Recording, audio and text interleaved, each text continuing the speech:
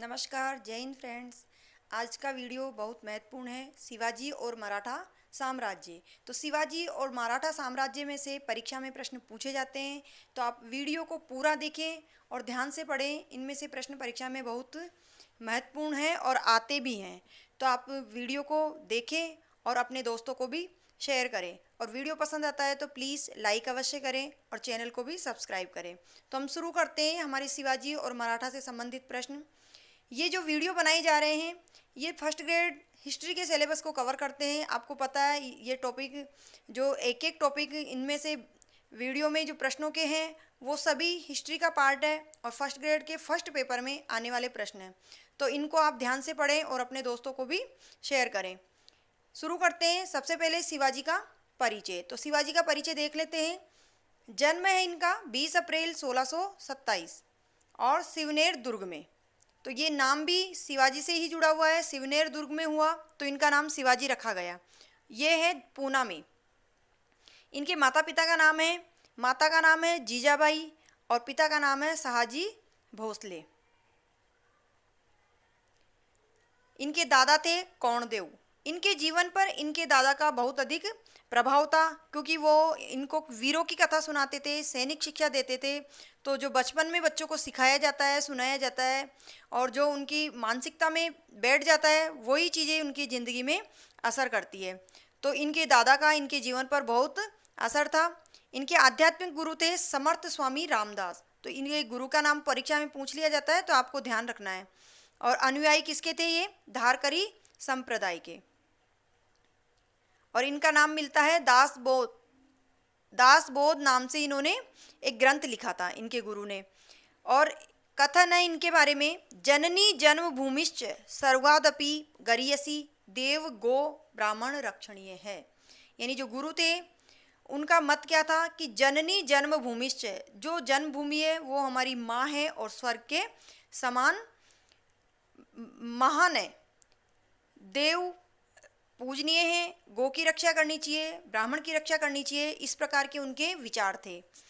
और इनकी पत्नी का नाम है निम्बालकर, साहिबा निम्बालकर। 13 वर्ष की आयु में 1640 में शिवाजी का विवाह हुआ। 1640 में जब इनकी उम्र 13 वर्ष की ही थी, साहिबा निम्बालकर से हुई। इनकी अन्य पत्नियां भी थी। पुत्र संभाजी, इनके पुत्र का नाम है संभाजी, जिन्होंने 140 युद्ध लड़े थे और एक भी युद्ध में हार नहीं हुई थी इनकी। आगे हम वन लाइनर प्रश्न देखते हैं। शहाजी भोसले ने शिवाजी को कौन सी जागीर सौंपी? जो शहाजी भोसले इनके पिताजी थे, तो इनके पिताजी ने इनको जिम्मेदारी दी पूना की जागीर की। शिवाजी की प्रथम महत्वपूर्ण विजय कौन सी थी? तो शिवाजी की जो महत्वपूर्ण विजय थी और सबसे पहली विजय थी 1640 में तोरण दुर्ग पर इन्होंने विजय प्राप्त की। और यह प्राप्त किया इन्होंने बीजापुर सुल्तान मोहम्मद आदिल शाह से। शिवाजी ने रायगढ़ को कब राजधानी बनाया? शिवाजी ने रायगढ़ को राजधानी बनाया 1656 में। रायगढ़ महत्वपूर्ण राजधानी है और इन्होंने इसको बनाया था 1656 में।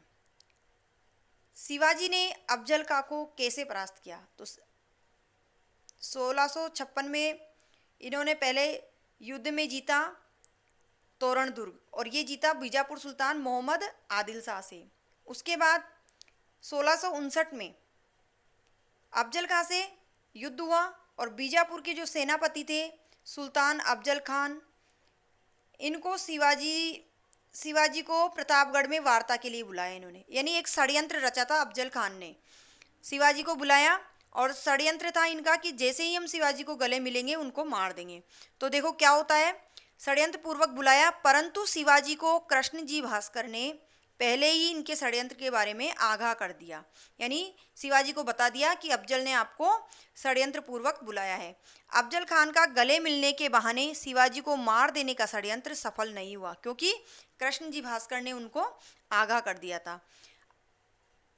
चूँकि शिवाजी अफजल खान से पहले युद्ध अभ्यास किया करते थे, तो पहले से उनको युद्ध का अभ्यास था, तो कुछ चीज़ें तो वो पहले से ही जानते थे, उनकी आदतें वगैरह। तो शिवाजी ने क्या करा, जैसे ही वो गले मिला, षड्यंत्र तो था अफजल खान का कि जैसे मैं शिवाजी को गले मिलूंगा मैं उसको मार दूंगा, लेकिन पता चल जाने के कारण शिवाजी ने ही उसका पेट चीर दिया। यानी शिवाजी ने ही अफजल खान को मार दिया। शिवाजी का शाइस्ता खां से युद्ध कब हुआ? तो शाइस्ता खां से युद्ध हुआ, देखो इसकी पूरी बात बताई गई है। शिवाजी खां से जो युद्ध हुआ था वो 15 अप्रैल 1963 को हुआ था। लेकिन शिवाजी की बढ़ती हुई शक्ति को कुचलने के लिए, यानी शिवाजी की शक्ति बढ़ती जा रही थी, तो उसको कुचलने के लिए औरंगजेब ने दक्कन के सूबेदार कौन था? शाइस्ता खान। इसको भेजा था औरंगजेब ने। तो ये भी ध्यान रखना है, शाइस्ता खान को किसने भेजा? औरंगजेब ने। और ये कहाँ का सूबेदार था? तो ये दक्कन का सूबेदार था। दक्षिण का सूबेदार नियुक्त किया गया और शाइस्ता खान ने पुणे पर आक्रमण किया। शाइस्ता खान ने सबसे पहले पुणे पर आक्रमण किया और उस पर अधिकार जमा लिया। यह देखकर शिवाजी ने 15 अप्रैल 1963 को 400 सैनिकों के साथ रात के समय शाइस्ता पर आक्रमण कर दिया और आक्रमण में शिवाजी की जीत हुई। शाइस्ता खां अपनी जान बचाकर भाग गया, परंतु उसका बेटा और उसकी कई रानियां मारी गई। तो शाइस्ता खां से किस प्रकार जीत हुई ये अभी हमने देखा। तो आपको ध्यान रखना है, क्योंकि प्रश्न को अगर घुमा के पूछा गया तो कहीं से भी कुछ भी पूछा जा सकता है। पुरंदर की संधि किस किस के बीच हुई? ये बहुत महत्वपूर्ण है। पुरंदर की संधि प्रश्न कई बार पूछा गया है परीक्षा में और आगे भी पूछा जा सकता है, तो हमें ध्यान रखना है। औरंगजेब ने किसको भेजा? आमेर के राजा जयसिंह को शिवाजी के पास भेजा था। शिवाजी को जयसिंह ने वृत्त के घेरे में बांध लिया, यानी एक घेरा बनाया, उनको बीच की पंक्ति में खड़ा किया और इस प्रकार से शिवाजी को बांध लिया। तो 16 जून 1665 में जो शिवाजी को इस बात का बुरा लगा, वो अपना अपमान समझे और वहाँ से आ गए। उसके बाद 16 जून 1665 में शिवाजी और जयसिंह के बीच पुरंदर की संधि हुई। पुरंदर की संधि हुई, जयसिंह को औरंगजेब ने भेजा था संधि करने के लिए, क्योंकि शिवाजी उसके दरबार से नाराज होकर आ गए थे। उसके बाद ये संधि हुई। शिवाजी ने मुगलों की अधीनता स्वीकार कर ली। संधि हुई तो उसमें मुगलों की अधीनता स्वीकार कर ली और कुछ शर्तें तय की गई जो दोनों की सहमति से हुई। जैसे कि दरबार में शिवाजी को उपस्थित नहीं होना था। अधीनता तो स्वीकार कर ली, पर यह तय हुआ कि शिवाजी मुगलों के दरबार में अपनी उपस्थिति नहीं देंगे, इसकी जगह वो अपने पुत्र को भेज सकते हैं। संधि के समय कौन सा विदेश यात्री भारत में आया? जब संधि हुई तो उस समय कौन मौजूद था? संधि के समय फ्रांसीसी यात्री बर्नियर मौजूद था। शिवाजी औरंगजेब की कैद से कैसे बच निकले? शिवाजी को फिर दोबारा औरंगजेब ने कैद किया जयपुर भवन में, तो वहाँ से कैसे निकले? तो वहाँ से शिवाजी औरंगजेब द्वारा जयपुर भवन में कैद कर लिए जाने पर शिवाजी हिरोजी पुरजंद को फलों की टोकरी में बैठा दिया, यानी कि जो शिवाजी थे वो बच कैसे निकले? वो फलों की टोकरी में बैठकर आ गए और अपनी जगह हिरोजी पुरजंद को टोकरी में बैठाकर वहाँ से भेज दिया और इस प्रकार शिवाजी बच निकले। और ये टोकरी हिरोजी पुरजंद की थी। औरंगजेब ने शिवाजी को राज्य की कौन सी उपाधि प्रदान की? तो औरंगजेब ने शिवाजी को राजा की उपाधि प्रदान की थी। ये हमें ध्यान रखना है, कौन सी उपाधि है ये? राजा की। और एक स्वतंत्र शासक स्वीकार किया। बीजापुर में चौथ वसूली का अधिकार भी दिया। आगे देखेंगे चौथ वसूली क्या है। बीजापुर में चौथ वसूली का अधिकार भी दिया। शिवाजी ने सूरत को कितनी बार लूटा? ये मराठा लूटपाट बहुत करते थे, तो सूरत को इन्होंने 2 बार लूटा था, एक 1664 में और दूसरी बार 1670 में। शिवाजी का राज्याभिषेक कब हुआ? तो शिवाजी का राज्याभिषेक भी 2 बार हुआ था। पहली बार जो हुआ वो 1674 में हुआ। ये प्रश्न पूछा जाता है शिवाजी का राज्याभिषेक कब हुआ? तो 1674 में। किसके द्वारा हुआ? काशी पंडित गंगा भट्ट के द्वारा। काशी पंडित गंगा भट्ट ने इनका राज्याभिषेक किया प्रथम बार 1674 में, जिन्हें विश्वेश्वर गंगा भी कहते हैं। जो पंडित गंगा भट्ट हैं उनको विश्वेश्वर गंगा भी कहा जाता है। ये छत्रपति हिंदू धर्मोद्धारक थे। दूसरी बार जो अभिषेक हुआ वो हुआ अक्टूबर 1674 में, यानी 1674 में ही 2 बार हुआ। लेकिन हमें महीने ध्यान रखने हैं। जब प्रश्न पूछा जाएगा तो सन तो दोनों के एक ही है, यहाँ अंतर होगा महीनों का, तो हमें ध्यान रखना है पहला या दूसरी बार जैसे भी पूछा जाए उसी के अनुसार हमें महीने ध्यान रखने हैं। पहली बार जून में, दूसरी बार अक्टूबर में। और ये जो अभिषेक हुआ था दूसरी बार वो तांत्रिक तरीके से हुआ था और किसके द्वारा किया गया? निश्चलपुरी गोस्वामी के द्वारा। तो ये सारे ध्यान रखना है हमें, किसने किया, कब कौन से महीने में हुआ। औरंगजेब का प्रमुख लक्ष्य क्या था? तो औरंगजेब था भारत में, उसका प्रमुख लक्ष्य था भारत को दार उल हर्ब इसका अर्थ है काफिरों का देश बनने के स्थान पर दार उल इस्लाम, हर्ब तो फकीरों के लिए आया है और इस्लाम इस्लाम धर्म के लिए आया है, इस्लाम धर्म को मानने वालों के लिए आया है। तो औरंगजेब का प्रमुख लक्ष्य भारत को इस्लामों का देश बनाना था। चौथ वसूली क्या है? जो हमने ऊपर देखा, चौथ वसूली का अधिकार दिया। तो चौथ वसूली है पड़ोसी राज्य से आए 25% भाग यानी 1/4 भाग का हिस्सा वसूलना और बदले में आक्रमण नहीं करना। आसपास के राज्यों पर आक्रमण नहीं करने की शर्त क्या थी? 25% हिस्सा वसूलना। शिवाजी द्वारा किया गया अंतिम युद्ध कौन सा था? तो शिवाजी द्वारा जो अंतिम युद्ध किया गया था वह युद्ध था कर्नाटक का युद्ध, जो 1677 में हुआ था। 1677 में कर्नाटक का महत्वपूर्ण अभियान शिवाजी का अंतिम युद्ध था। शिवाजी का अंतिम संस्कार किसने किया? यानी शिवाजी की मृत्यु हो गई 12 अप्रैल 1680 में। तो इनका अंतिम संस्कार इनके छोटे बेटे राजा राम ने किया था, क्योंकि बेटा संभाजी जो इनका उत्तराधिकारी बेटा था संभाजी, वो पन्हाला दुर्ग में कैद था और इनकी पत्नी पुतलीबाई चिता के साथ सती हुई, यानी इनके साथ सती हुई थी इनकी पत्नी पुतलीबाई। शिवाजी के प्रशासन के समय पद स्थान बहुत प्रमुख है ये, इनमें से प्रश्न पूछे जाते हैं क्योंकि शिवाजी का जो प्रशासन था वो एक अष्टप्रधान व्यवस्था थी और अष्टप्रधान व्यवस्था में प्रत्येक में जिसकी जो जिम्मेदारी है वो निश्चित थी। तो यहाँ से प्रश्न पूछे जाते हैं, हमें अष्टप्रधान व्यवस्था को ध्यान में रखना है, प्रत्येक को हम ध्यान से पढ़ेंगे। पेशवा राजा, तो सबसे पहला है पेशवा। पेशवा किसे कहा जाता है? ये राजा का प्रधानमंत्री था, शासन की देखभाल करता था। जो पेशवा था वो सबसे पहले नंबर पे राजा का प्रधानमंत्री कहा जाता था और यह शासन की देखभाल करता था। दूसरे नंबर पे अमात्य, तो अमात्य किसे कहा जाता था? मजूमदार, ये होता था वित्त मंत्री जो धन व्यवस्था को संभालता था। उसके बाद मंत्री जिसे वाक्यानीस कहा जाता था, वाक्यानीस गृह मंत्री को कहते हैं, यानी जो घर की व्यवस्था यानी जो उसकी पूरी व्यवस्था थी प्रशासन से अतिरिक्त उनको देखता था।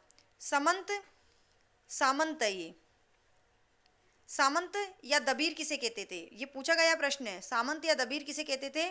तो विदेश मंत्री को सामंत या दबीर कहा जाता था। अब देखते हैं सचिव। सचिव कहते थे शुरूनवीस, जो राजकीय पत्र व्यवहार को देखता था। पंडित राव या दानाध्यक्ष, दो नाम दिए हुए हैं तो हमें ध्यान रखना है। पंडित राव या दानाध्यक्ष किसे कहा जाता है? धर्माधिकारी को। दानाध्यक्ष, दान देने का कार्य कौन करता है? जो धर्म करता है वही दानाधिकारी यानी धर्माधिकारी होता है। सेनापति सरे नौबत, सरे नौबत किसे कहा जाता है? सैनिक की भर्ती करने वाले को या सैनिक व्यवस्था को देखने वाले को सेनापति कहा जाता है। और न्यायाधीश, न्यायाधीश पंडित राव और न्यायाधीश के, देखो न्यायाधीश होता था, न्यायाधीश और जो पंडित राव है ऊपर, ये जो पंडित राव है इन दोनों के क्या कार्य होते थे? इन दोनों के अतिरिक्त, पंडित राव व न्यायाधीश के अतिरिक्त अन्य सभी मंत्रियों को सेना संचालन और आक्रमण में भाग लेना पड़ता था। इन दो के अतिरिक्त जो बाकी 6 हैं इनको सबको ऐसी परिस्थिति आ जाए आक्रमण की, युद्ध की, तो उस समय सेना संचालन में भाग लेना पड़ता था। शिवाजी की राजस्व व्यवस्था किस पर आधारित थी? जो शिवाजी की राजस्व व्यवस्था थी वो किस पर आधारित थी? ये मलिक अंबर अहमद नगर द्वारा अपनाई गई थी और ये रैयतबाड़ी व्यवस्था पर आधारित थी। तो हमें इसका आंसर ये देखना है, रैयतबाड़ी व्यवस्था पर आधारित थी। ये कहाँ से ली गई थी, कहाँ से अपनाई गई थी? तब हमें आंसर देना है मलिक अंबर अहमद नगर से। प्रारंभ में लगान 33% था, लेकिन बाद में 40% कर दिया गया, यानी कि 2/5 भाग। तो ऑप्शन में 2/5 आ जाए या 40% आ जाए, हमें ध्यान रखना है। सर ए नौबत क्या है? तो सर ए नौबत है संपूर्ण घुड़सवार सेना का प्रधान। जो घुड़सवार थे उनमें से जो सबसे प्रधान होता था वो सर ए नौबत कहलाता था। सर शब्द से ध्यान रख लेना, प्रधान। हमारे शरीर में भी सबसे ऊपरी भाग, सबसे प्रधान भाग सर का ही होता है, सिर का होता है, सिर से सर शब्द याद रख लेना। बरगीर कहते हैं राजा की ओर से घोड़े व शस्त्र दिए जाते हैं उनको। सिलेदार स्वयं की व्यवस्था करने वाले को। शिवाजी की मृत्यु के बाद कौन सिंहासन पर बैठा? तो शिवाजी की मृत्यु के बाद उनका बड़ा पुत्र सिंहासन पर बैठा था। सर जादूनाथ का शिवाजी के बारे में क्या कथन है? देखो ऊपर वाला जो प्रश्न है, उनका बड़ा पुत्र संभाजी उत्तराधिकार था और वो सिंहासन पर बैठा था, परंतु जब शिवाजी की मृत्यु हुई तो अंतिम संस्कार राजाराम ने किया था, क्योंकि संभाजी उस टाइम वहां नहीं थे। आगे देखते हैं, सर जादूनाथ एक व्यक्तित्व है जिनका शिवाजी के बारे में क्या कथन है? तो क्या कहा था इन्होंने कहा था, शिवाजी हिंदू प्रजाति का अंतिम प्रतिभा संपन्न व्यक्ति व राष्ट्र निर्माता शासक था, ऐसा कहा था सर जादूनाथ ने। कवि कुलिस कौन था? तो कवि कुलिस संभाजी का मित्र था, ये हमें ध्यान रखना है, इसकी महत्वपूर्ण भूमिका है। मुगल सेनापति मुकर्रम खान ने संभाजी और उनके मित्र कवि कुलिस को बंदी बना लिया, क्योंकि कवि कुलिस ने अंग्रेज के जो औरंगजेब था उनके किसी व्यक्ति को शरण दी थी कुलिस ने, इसलिए उनकी दुश्मनी उससे हुई। तो संभाजी के साथ साथ जो कुलिस है, मित्र है संभाजी का, उसको भी बंदी बनाया था। ये एक कान्याकुब्ज के ब्राह्मण मंत्री थे। संगमेश्वर युद्ध के बाद 1689 में मुगलों द्वारा संभाजी को पकड़कर इन्हें कवि कुलिस के साथ मार दिया गया था, यानी 1689 में इन दोनों को एक साथ मार दिया गया था। कवि कुलिस को प्रशासनिक सर्वोच्च अधिकारी बनाया, क्योंकि संभाजी को उत्तराधिकारी बनाने में कवि कुलिस का महत्वपूर्ण योगदान था, यानी संभाजी का मित्र था। संभाजी को उत्तराधिकारी बनाने में या उस अधिकार को दिलाने में इनके मित्र कुलिस ने बहुत साथ दिया था, इसलिए संभाजी ने प्रशासनिक सर्वोच्च अधिकारी कुलिस को नियुक्त किया था। तो हमें ये ध्यान रखना है कुलिस कौन था और किसका दुश्मन था और किसका मित्र था और किसके लिए इसने क्या कार्य किए थे। संभाजी की मृत्यु के बाद किसको राजगद्दी प्राप्त हुई? तो संभाजी की मृत्यु के बाद, राजाराम की मृत्यु के बाद शिवाजी द्वितीय को, यानी राजाराम की भी मृत्यु हो गई तो उसके बाद शिवाजी द्वितीय था राजाराम का पुत्र, इसको राजगद्दी पर बैठाया गया। परंतु शिवाजी द्वितीय 4 वर्ष के ही थे, उस समय 4 वर्ष के ही थे, इसलिए मराठा साम्राज्य का संरक्षण राजाराम की पत्नी और शिवाजी द्वितीय की मां ताराबाई ने किया, यानी ताराबाई ने राजव्यवस्था संभाली। शिवाजी द्वितीय ने किन किन स्थानों पर जीत हासिल की? तो जो शिवाजी द्वितीय थे, पहले वो 4 वर्ष के थे जब उनका अभिषेक हुआ, परंतु बड़े होने पर उन्होंने जीत हासिल की और उनकी मां ने भी बहुत कार्य किए, और वो छोटे होने के कारण ताराबाई ने पूरे राजकार्य में सहयोग दिया। रायगढ़, सतारा और सिंहगढ़ 1700 से 1707 का समय था मात्र, जिसमें इन्होंने इन जगहों पर विजय प्राप्त की। साहू का सिद्धांत था, तो साहू का क्या सिद्धांत था? पुरानी चीज को नष्ट मत करो और नई चीज की रचना मत करो। शिवाजी के अष्टप्रधान के स्थान पर किसकी नींव डाली गई? यानी शिवाजी ने अपनी शासन व्यवस्था में अष्टप्रधान व्यवस्था की हुई थी, तो अष्टप्रधान के स्थान पर कौन सी व्यवस्था आई? मराठा महासंघ बालाजी विश्वनाथ द्वारा। जो इनके वंशज थे आगे शिवाजी के, उनमें बालाजी जो विश्वनाथ थे, उन्होंने अष्टप्रधान व्यवस्था को बदलकर मराठा महासंघ नाम से राजव्यवस्था की, और ये इनकी सबसे बड़ी उपलब्धि थी। खेड़ा का युद्ध किस किस के मध्य हुआ? तो खेड़ा का युद्ध हुआ औरंगजेब की मृत्यु के बाद। संभाजी के पुत्र साहू को कैद से मुक्त कराया। देखो यहाँ पूरी डिटेल दी हुई है, इसलिए ध्यान रखना है आपको। सबसे पहले हम देखते हैं, औरंगजेब की मृत्यु के बाद संभाजी के पुत्र साहू को कैद से मुक्त कराया, यानी औरंगजेब ने साहू को कैद कर रखा था। और साहू कौन थे? संभाजी द्वितीय के पुत्र थे। हमें ध्यान रखना है, संभाजी द्वितीय के पुत्र थे साहू। तो वो पहले जो प्रश्न आया है यहाँ पे, साहू का क्या सिद्धांत था? तो साहू कौन था? संभाजी द्वितीय का पुत्र था, और उनका क्या सिद्धांत था? पुरानी चीज को नष्ट मत करो व नई चीज की रचना मत करो। ये सिद्धांत दिया औरंगजेब की कैद से मुक्त होने के बाद। ये औरंगजेब की कैद में था। जब औरंगजेब की मृत्यु हो गई तो वहां से औरंगजेब की मृत्यु के बाद वहां से मुक्त कराया गया, और साहू ने पेशवा बालाजी विश्वनाथ के सहयोग से खेड़ा में उत्तराधिकारी के पद को प्राप्त करने के लिए ताराभाई को पराजित कर दिया। क्योंकि साहू कैद में था, इसलिए 4 वर्ष के संभाजी को, यानी पहले संभाजी का शासन था, उसके बाद ताराबाई को संभाल रही थी साहू ने, यानी इनका गृह युद्ध हुआ, घर की घर में लड़ाई हुई आपस में ही। तो साहू ने पेशवा बालाजी का सहयोग प्राप्त करके खेड़ा में युद्ध हुआ, उत्तराधिकारी के पद के लिए हुआ और ताराभाई को पराजित किया। ये भाई नहीं है, ये बाई है। भारत का अंतिम मुगल सम्राट कौन था? तो भारत का अंतिम मुगल सम्राट था बहादुर शाह जफर, दिल्ली की राजगद्दी पर। और समय है 1707 से 1748। वारणा की संधि कब हुई? तो वारणा की संधि हुई 1781 में साहू और संभाजी के बीच। छत्रपति को कैद करने वाला पेशवा किसे कहा जाता है? तो छत्रपति को कैद करने वाला पेशवा कहा जाता है बालाजी बाजीराव को। और 1740 से 1761 इनका समय था बालाजी बाजीराव का। कहाँ कैद किया था? सतारा में।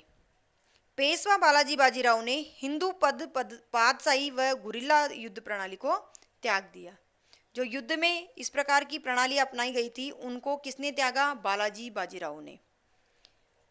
पानीपत के तृतीय युद्ध का आंखों देखा विवरण किसने प्रस्तुत किया? तो ये प्रस्तुत किया काशीराज पंडित ने। पानीपत की जो तृतीय युद्ध की लड़ाई हुई थी, उसका आंखों देखा हाल वर्णित किया काशीराज पंडित ने। काल अंब हरियाणा में इस स्थान के निकट युद्ध लड़ा गया था। तो पानीपत की तृतीय लड़ाई कहाँ लड़ी गई? काल अंब में। सालबाई की संधि किस किस के बीच में हुई? तो सालबाई की संधि हुई 1782 में महादजी सिंधिया और अंग्रेजों के मध्य। यह हमें ध्यान रखना है, महत्वपूर्ण है। इसका उद्देश्य था, यानी क्या शर्त रखी गई? आगामी 20 वर्षों तक अंग्रेजों व मराठा के संबंध मैत्रीपूर्ण रहेंगे। इस उद्देश्य से इस संधि को किया गया। अंग्रेजों के साथ सहायक संधि पर हस्ताक्षर करने वाला अंतिम मराठा सरदार कौन था? तो ये था यशवंतराव होलकर। अंग्रेजों के साथ जो सहायक संधि हुई उस पर हस्ताक्षर किया और ये अंतिम मराठा सरदार था यशवंतराव होलकर। तो ये थे शिवाजी से संबंधित महत्वपूर्ण प्रश्न। तो वीडियो अगर आपको पसंद आता है तो प्लीज़ लाइक अवश्य करें, अपने दोस्तों को भी शेयर करें और चैनल को सब्सक्राइब करें।